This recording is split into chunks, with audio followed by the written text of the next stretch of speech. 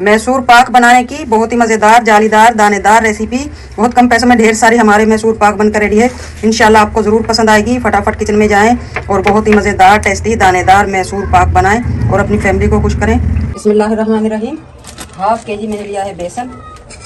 सबसे पहले हम लेंगे बेसन और इसमें डाल लेंगे 5 से 6 टेबलस्पून मैदा। बिस्मिल्लाहिर्रहमानिर्रहीम। मैदा और बेसन आप दोनों ही छान कर लिया करें।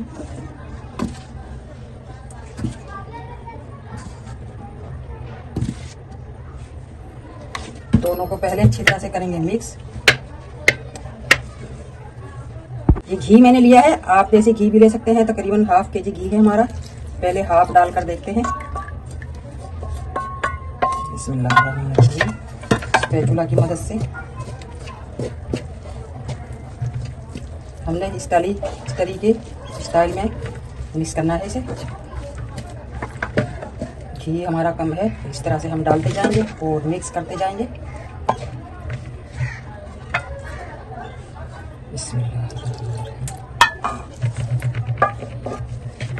मिक्स आपने इतना करना है कि ये यकजान हो जाए। बेसन और मैदा हमारा माशाल्लाह क्रीम की शक्ल में आ चुका है।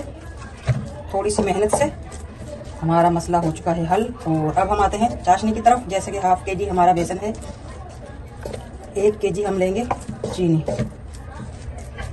माशाल्लाह बिल्कुल क्रीमी हो चुका है हमारा ये बेसन। सबसे पहले डालूंगी मैं 1 के जी चीनी और 1 कप मैंने पानी डाल दिया है। हाफ कप और लूंगी मैं पानी। अब इसे हम बनाएंगे एक तार की चाशनी को हम मीडियम टू लो पर पका लेंगे। 1 टेबलस्पून इलायची पाउडर।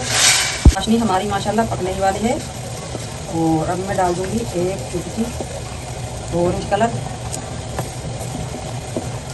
इधर मैंने हाफ के जी घी पकने के लिए रख दिया है लो फ्लेम पर। यह आहिस्ता आहिस्ता उल्टा जाएगा और पकता जाएगा, क्योंकि हमें पकता पकता ही घी चाहिए। और घी लेंगे हम हलवा, जर्दा, मिठाई जो भी आप बनाते हैं इस तरह की मीठी चीज़ें, तो उनमें घी का टेस्ट बहुत ही मज़ेदार आता है।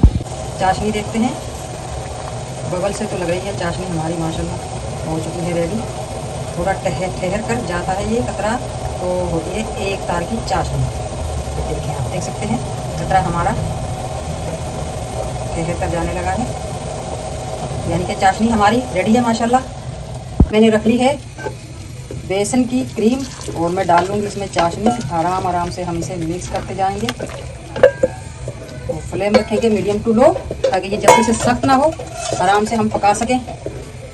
मिक्स करना आपने नहीं छोड़ना, वरना इसकी गुठलियाँ बन जाएंगी। फ्लेम हम लो कर लेंगे। इस तरह आपने 1 मिनट के लिए भी नहीं रोकना।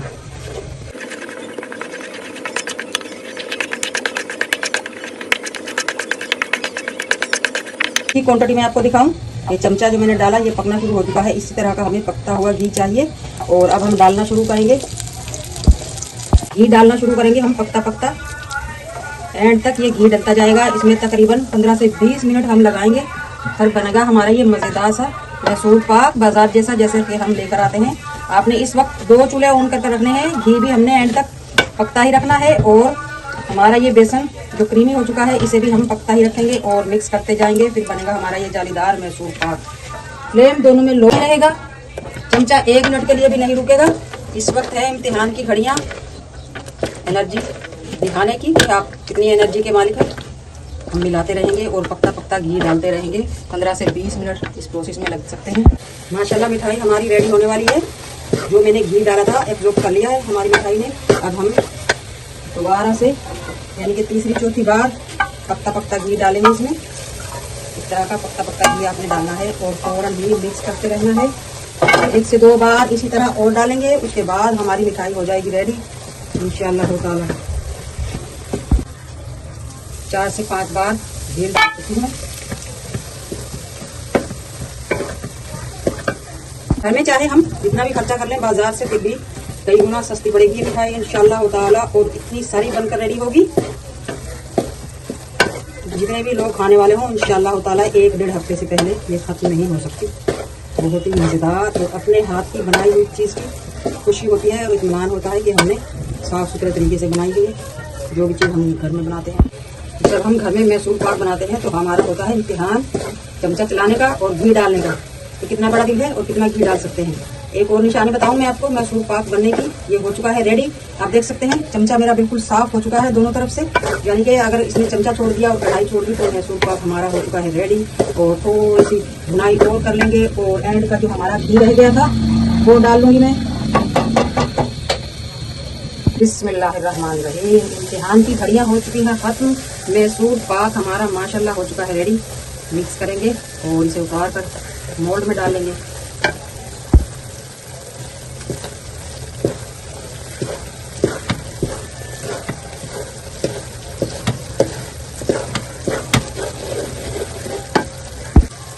ये आ चुका है हलवाई स्टाइल में जालीदार हमारा मैसूर पाक।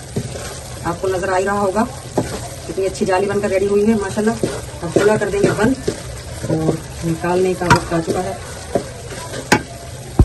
निकालने का वक्त आ चुका है। मैंने लिया है ये दिल वाला मोल्ड, जो आपके पास मौजूद हो आप वो ही ले सकते हैं। बिस्मिल्लाहिर्रहमानिर्रहीम।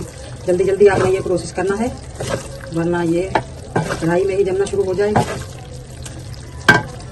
जैसे ही मोल्ड में डाला मैंने, मोल्ड बहुत गर्म है, घी छोड़ना शुरू कर दिया है। ये सारा घी एब्जॉर्ब नहीं करेगा, जितना इसने पीना है उतना ही पिएगा, बाकी का छोड़ देगा। हल्का सा इसे सेट करेंगे, बहुत ज़्यादा हम दबा दबा कर सेट नहीं करेंगे।